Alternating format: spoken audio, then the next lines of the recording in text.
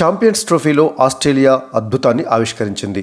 శనివారం నాడు England Australia జట్ల మధ్య జరిగినటువంటి మ్యాచ్లో తొలుత బ్యాటింగ్ చేసినటువంటి ఇంగ్లాండ్ జట్టు 351 పరుగుల భారీ స్కోర్ చేసి ఛాంపియన్స్ ట్రోఫీ చరిత్రలోనే అత్యధిక స్కోర్ చేసిన జట్టుగా రికార్డు క్రియేట్ చేస్తే కొన్ని గంటల వ్యవధిలోనే ఆస్ట్రేలియా ఆ రికార్డు విజయ లక్ష్యాన్ని 47.3 ఓవర్లలోనే ఛేదించి సరికొత్త రికార్డును సృష్టించింది.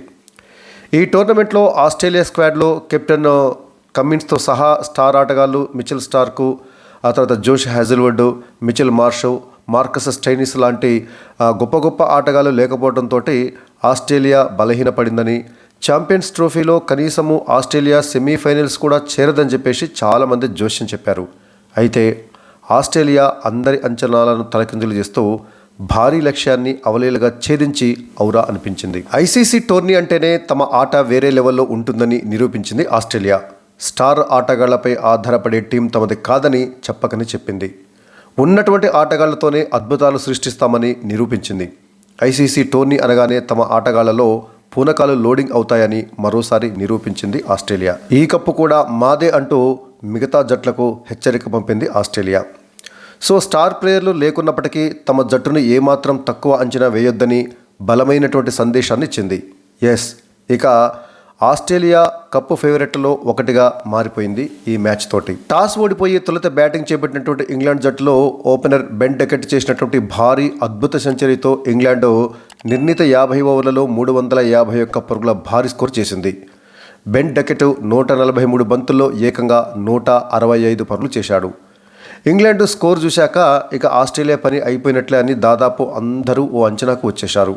అందుకు తగ్గట్లే ఆస్ట్రేలియా మొదట్లోనే 2 కీలక వికెట్లు కోల్పోయి కష్టాల్లో పడింది. అయితే ఆ తర్వాత మాథ్యూ షాట్, లబుషెన్ వికెట్ల పతనాన్ని అడ్డుకుని ఇన్నింగ్స్ను చక్కదిద్దారు. ఇక ఆ తర్వాత 5వ స్థానంలో బ్యాటింగ్ వచ్చినటువంటి జోష్ ఇంగ్లీష్, 6వ స్థానంలో బ్యాటింగ్ వచ్చిన అలెక్స్ క్యారీ ఇద్దరూ కలిసి ఆస్ట్రేలియాను విజయపథంలో నడిపారు. కేవలం 86 బంతుల్లోనే 8 4లు 6 సిక్సర్లతో 120 పరుగులు చేసి నాటౌట్గా నిలిచిన జోష్ ఇంగ్లీష్ ఆస్ట్రేలియా విజయంలో కీలక పాత్ర పోషించాడు. ఇక అలెక్స్ క్యారీ 63 బంతుల్లో 8 4లతోటి 69 పరుగులు చేయగా చివరిలో మ్యాక్స్వెల్ సైతం 15 బంతుల్లోనే 4 4లు 2 సిక్సర్లతోటి 32 పరుగులు చేసి నాటౌట్గా నిలిచాడు. దీంతో ఆస్ట్రేలియా 47.3 ఓవర్లలోనే 5 వికెట్లు మాత్రమే కోల్పోయి 356 పరుగులు చేసి 5 వికెట్ల తేడాతోటి ఘన విజయం సాధించి ఔరా అనిపించింది. ఈ మ్యాచ్లో టాస్ గెలిచినటువంటి ఆస్ట్రేలియా కెప్టెన్ స్టీవ్ స్మిత్ మొదట ఇంగ్లాండ్కు బ్యాటింగ్ అప్పచెప్పాడు. ఎందుకంటే తమ ప్రధానమైనటువంటి బౌలర్లు ఎవరు లేరు కాబట్టి సో ఇంగ్లాండ్ స్కోర్ను చూసి ఆ తర్వాత బ్యాటింగ్ చేయవచ్చని చెప్పేసి స్మిత్ భావించాడేమో.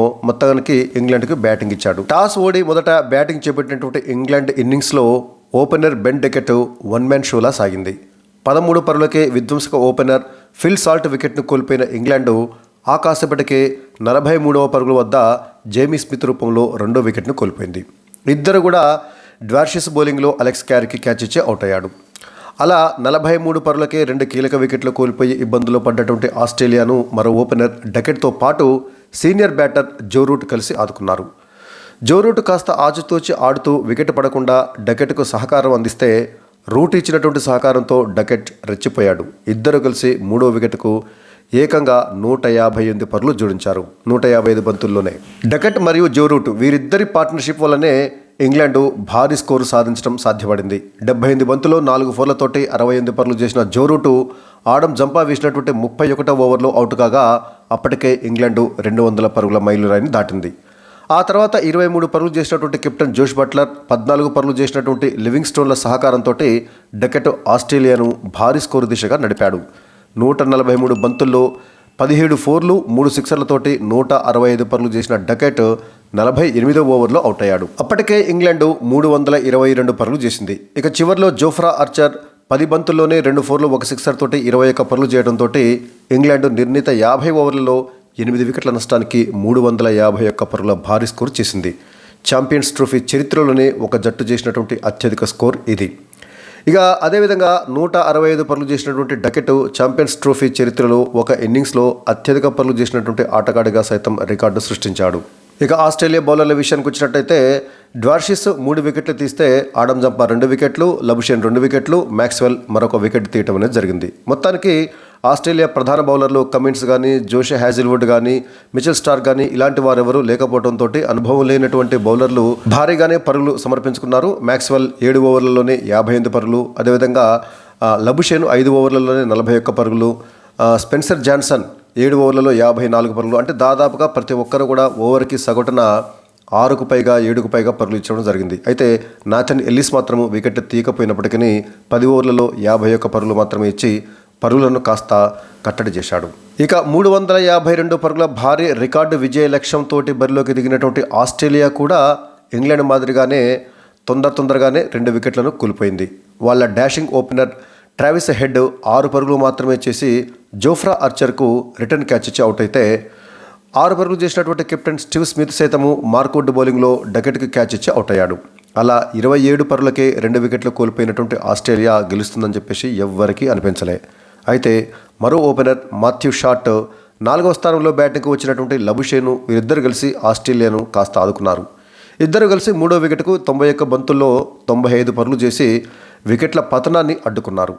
45 బంతుల్లో 5 ఫోర్లతోటి 47 పరుగులు చేసినటువంటి లబుషేన్ అదిల్ రషీద్ వేసినటువంటి 20వ ఓవర్లో అవుట్ అయ్యాడు. ఆ తర్వాత మరి కాసేపటికే 66 బంతుల్లో 9 ఫోర్లు 1 సిక్సర్తో 63 పరుగులు చేసినటువంటి మాథ్యూ షాట్ లివింగ్ స్టోన్ వేసినటువంటి 23వ ఓవర్లో అతనికే రిటర్న్ క్యాచ్ ఇచ్చి అవుట్ అయ్యాడు. అయితే 5వ స్థానంలో బ్యాటింగ్కు వచ్చినటువంటి జోష్ ఇంగ్లీషు, 6వ స్థానంలో బ్యాటింగ్కు వచ్చినటువంటి అలెక్స్ క్యారీ వీరిద్దరూ కలిసి 5వ వికెట్కు 116 బంతుల్లోనే 146 పరుగులు జోడించి ఆస్ట్రేలియాను విజయం దిశగా తీసుకువెళ్లారు. ఒక రకంగా ఈ మ్యాచ్లో ఇంతటి భారీ స్కోర్ను ఛేదించి ఆస్ట్రేలియా గెలిచిందంటే దానికి ప్రధానమైనటువంటి కారణము జోష్ ఇంగ్లీష్ మరియు అలెక్స్ క్యారీల యొక్క పార్ట్నర్షిప్పే. 63 బంతుల్లో 8 ఫోర్లతోటి 69 పరుగులు చేసినటువంటి అలెక్స్ క్యారీ బ్రైడెన్ కర్స్ వేసినటువంటి 42వ ఓవర్లో జోష్ బట్లర్కు క్యాచ్ ఇచ్చి అవుట్ అయ్యాడు. ఆ తర్వాత వచ్చినటువంటి మ్యాక్స్వెల్తో కలిసి జోష్ ఇంగ్లీష్ ఆస్ట్రేలియా విజయాన్ని పూర్తి చేశాడు. దీంతో ఆస్ట్రేలియా 47.3 ఓవర్లలోనే 5 వికెట్లు కోల్పోయి 356 పరుగులు చేసి 5 వికెట్ల తేడాతోటి ఘన విజయం సాధించింది.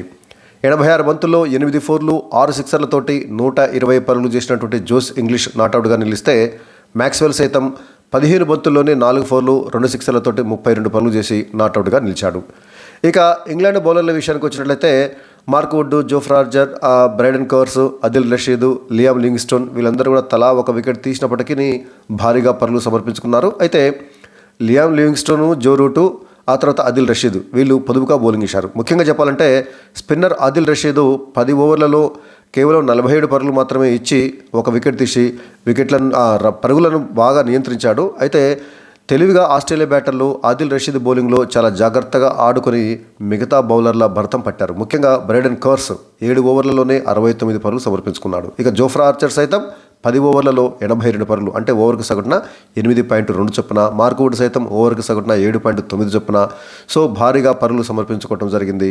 సో ఆ విధంగా ఆస్ట్రేలియా ఈ మ్యాచ్లో జోష్ ఇంగ్లీష్ మరియు అలెక్స్ క్యారీ, మ్యాక్స్వెల్ ఈ ముగ్గురి ధనాధన్ బ్యాటింగ్ తోటి భారీ లక్ష్యాన్ని విజయవంతంగా ఛేదించి మరి ఈ టోర్నమెంట్లో శుభారంభం చేసింది. సో ఈ మ్యాచ్లో కీలకమైనటువంటి సమయంలో 4లు 6లతోటి విజృంభించి ఆస్ట్రేలియాకు విజయం సాధించబెట్టడంలో కీలక పాత్ర పోషించినటువంటి జోష్ ఇంగ్లీష్, ఎందుకంటే కేవలం 86 బంతుల్లోనే 8 ఫోర్లు 6 సిక్సర్లతోటి 120 పరుగులు చేసి నాట్అవుట్గా నిలిచి కీలకమైనటువంటి సమయంలో విజృంభించి ఆస్ట్రేలియా విజయంలో కీలక పాత్ర పోషించినటువంటి జోష్ ఇంగ్లీష్కు player of the match award లభించింది. ఇక ఈ టోర్నమెంట్లో ఈరోజు అంటే ఆదివారం నాడు ఇండియా పాకిస్తాన్ జట్ల మధ్య మ్యాచ్ జరగబోతుంది. ఈ టోర్నమెంట్ మొత్తానికే హైలైట్ అనదగ్గ మ్యాచ్. ప్రపంచవ్యాప్తంగా కోట్లాది మంది క్రికెట్ అభిమానులు ఎదురు చూస్తున్నటువంటి మ్యాచ్. ఎందుకంటే ఐసీసీ టోర్నీలలో మాత్రమే తలబడేటటువంటి ఇండియా పాకిస్తాన్ జట్లు చాలా అరుదుగా మ్యాచ్లు ఆడుతుంటాయి రెండు కలిసి.